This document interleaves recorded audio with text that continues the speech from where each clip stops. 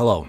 In this module, we'll cover the fundamentals of RESTful API design so that you can build APIs that are easy to understand for app developers. Roy Fielding, in his PhD thesis, coined the term REST, or Representational State Transfer, which is an architectural style for distributed information systems.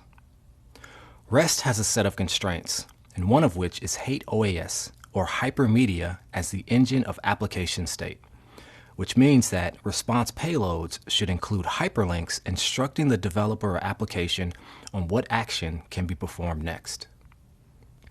This module will focus on pragmatic REST, which is an outside-in view of how to design an API and may not include hyperlinks in the response payloads.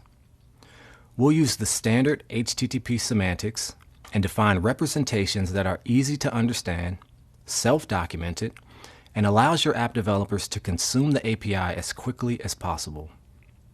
If you think about REST on a scale of 0 to 3, REST is the highest level, level 3, and pragmatic REST is the second level.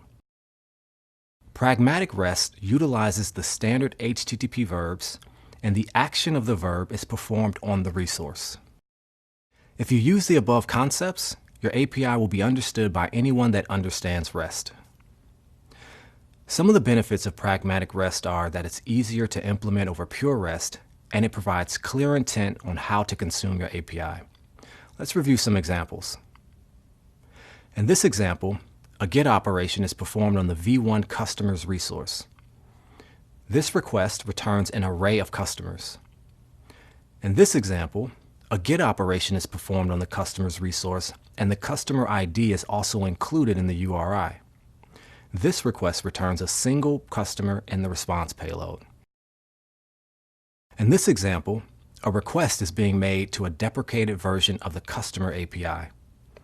Instead of an error, the response should display a message instructing the consumer what action to take next.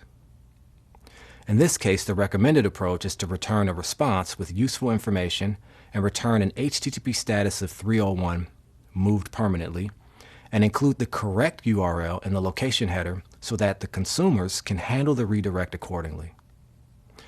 In this last example, the client sent an if-modified since header with the request to instruct the server to send the response only if it was updated after the date in this header.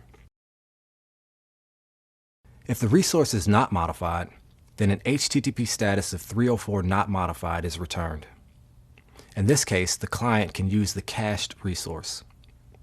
For more information on this topic, refer to the links in the video description, and if you have any questions, please post them on the community.